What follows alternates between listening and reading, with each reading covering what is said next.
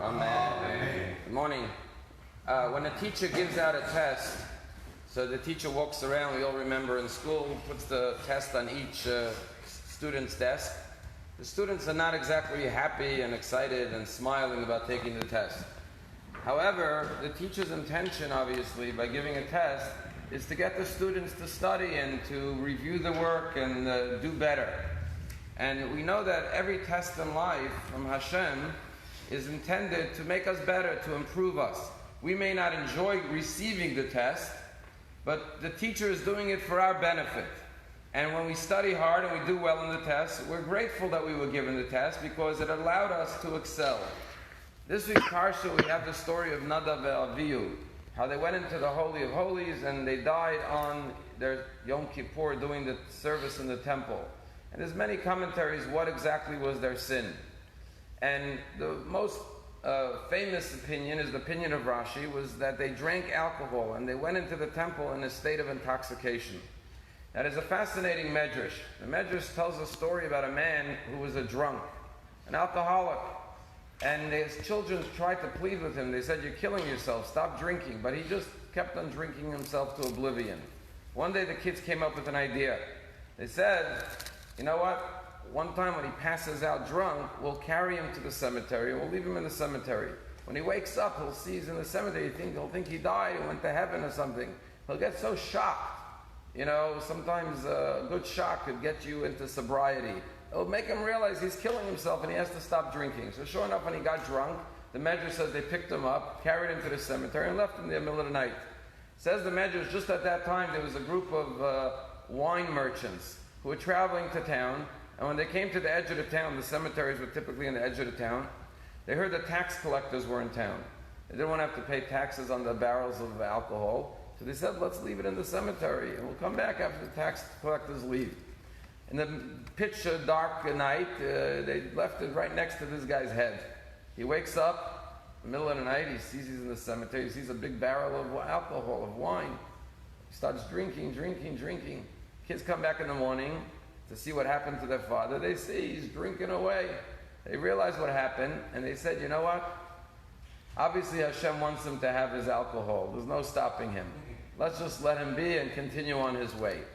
It sounds like an odd medrash. It sounds like the medrash is encouraging alcoholism. But the punchline of the medrash is as follows. The medrash says, what do we see from this? Famous teaching of the rabbis. "B'derach she'adam rotza leilech malichem oso." Whatever path you want to go on in life, that's where God leads you. And the Medrash says, this is what it says in the Tehillim that we quote in the Ashrei, "Poseach es yadecha," that God opens his hand and gives every person what he desires.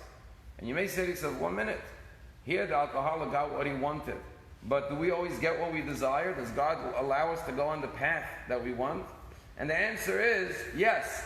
If you want whatever it is in life, as much as the alcoholic wants his drink, you don't stop obsessing about it, you don't stop thinking about it, you don't keep on trying to pursue it in every which way. If you do that with the same force and the same focus, you'll achieve whatever you want in life. If it's your true will and you keep on exerting effort, you will achieve it. And that's what the verse means. God gives you what you want when you pursue it with the same dedication as an alcoholic pursues his next drink. And that is the idea of a test in life. The idea is that sometimes there are things that are difficult, but instead of giving up, we have to say, you know what, we're being tested. Why? Because the teacher gives you a hard test because she wants you to, extend yourself, to stretch yourself, to exert yourself, to put more effort, and then you will achieve it. My father told me a story recently. There was a woman in Israel who just passed away about a year ago. Her name was Henny Machlis.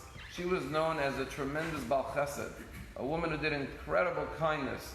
She would have 50, 60, 70 guests every Shabbos in her home. Very, very special woman. There's a book about her, actually. And she died about a year ago. And one of the stories they tell in this book about her is as follows. She would host every beggar, every pauper in Jerusalem. Everyone knew she had an open home. Shabbos, you can come and eat. She treated everyone like royalty.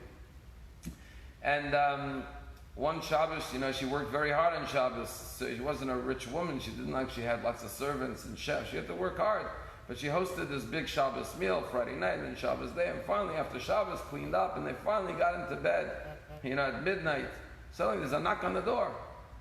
The husband goes to the door, and one of their Shabbos guests came back at 11:30, 12 o'clock at night, this poor guy, and he says, I came because the chocolate cake was really delicious today at the dessert. I was wondering if I could get from Mrs. Machlas the recipe. And the husband starts to get angry at this guy. 11:30 at night, you come knocking on our door for a recipe. Suddenly his wife's calling from the bedroom. Honey, husband, 1 second. It's a test from Hashem. Don't get angry. Give him the chocolate cake recipe. Hashem is testing us. And she went and invited him in and said, come, let me give you the test. Let me give you the chocolate cake recipe, and so on and so forth. And that's the way we have to live our lives. Sometimes we face obstacles, and we have to realize Hashem wants to see how badly do we want it. And if we really desire it and we put all of our effort into it, then we will achieve it and we will succeed.